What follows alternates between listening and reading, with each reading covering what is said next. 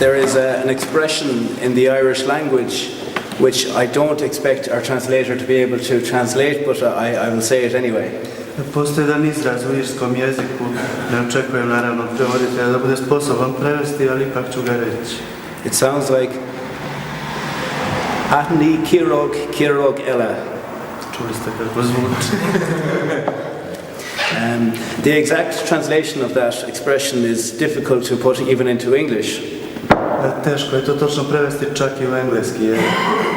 But basically what it means is that when two people search for each other with the same motivation, it becomes very easy for them to recognize each other.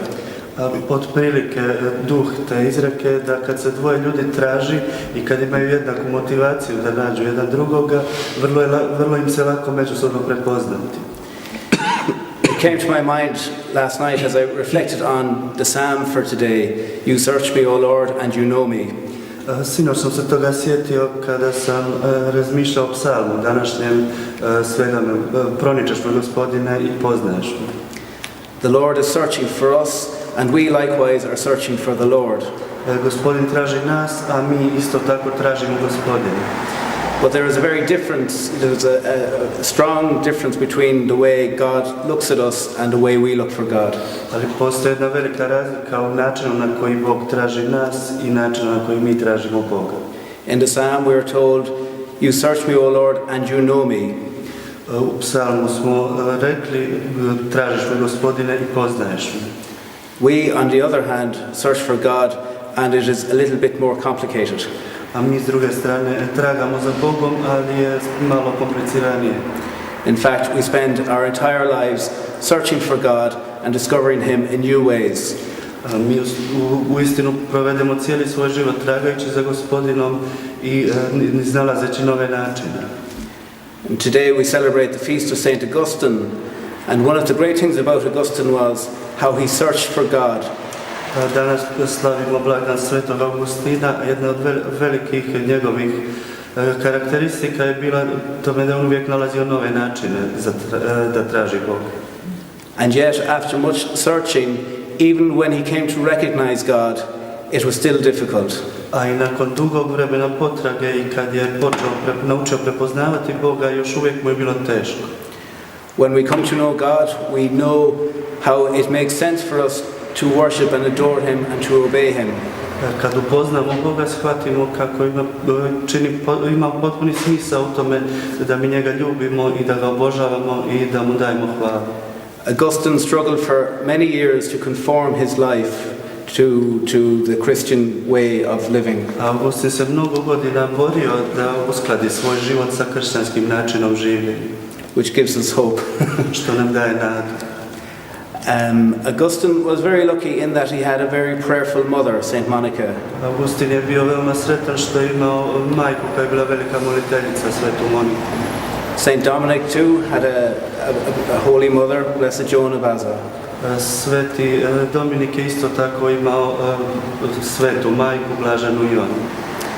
Perhaps many of us too have become Dominicans as a result of our mother's prayers. Možda su i mnogi među nama postali Dominikanci zbog molitava naših majki. On the other hand, perhaps some of us information for Dominican life may have been difficult for our family to accept. S druge strane, nekima od nas koji smo sad u formaciji, možda je našim obiteljima bilo teško prihvatiti taj poziv. Nevertheless, we are all here as sons of Dominic. Ipak svi smo ovdje kao sinovi Dominika. And we have a great mother interceding for us, Mary, the Mother of God. A imamo veliku majku koja nas zagovara, Mariju, majku Božju. One of the things that strikes me any time that I gather with fellow Dominicans in formation, jedna od stvari koja me se uvijek dojmi kad se okupimo, kad se nađemo ovako među Dominikancima, među braćom Dominikancima koji su u formaciji, is the sense of fraternal joy that we share. Jest ovaj osjećaj bratske radosti koji dijelimo. This week, for example, we have come together from different countries, different languages. Ovoga tjedna primjerice okupili smo se iz različitih zemalja, iz različitih jezika. And yet we experience a wonderful sense of brotherhood amongst the group. A ipak imamo iskustvo jednog izvanrednog bratstva, međusobnog bratstva. And indeed we are brothers. I uistinu mi jesmo braća. So it is very fitting that this week we come together to learn more about our Blessed Mother. Dakle, vrlo je prikladno što smo se okupili ovaj tjedan da bismo naučili nešto o našoj zajedničkoj blaženoj majci. God looks at each one of us and knows us intimately. Bog gleda na svakoga i u svakoga od nas i poznaje nas intimno. But as individuals we may struggle to come to know God. Ali kao pojedinci mi se možemo boriti s time da počnemo upoznavati Boga. And that is why as Dominicans we have received a beautiful vocation. Zato smo mi kao Dominikanci primili izvanredno zvanje, prekrasno zvanje. To come together and to search and to come to know God more intimately together as brothers. Da se okupimo i da zajedno tragamo i da se zajedno trudimo upoznati Boga što bolje.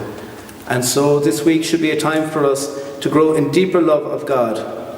Ovaj nas tjedan treba isto tako potaknuti da dublje spoznamo Boga.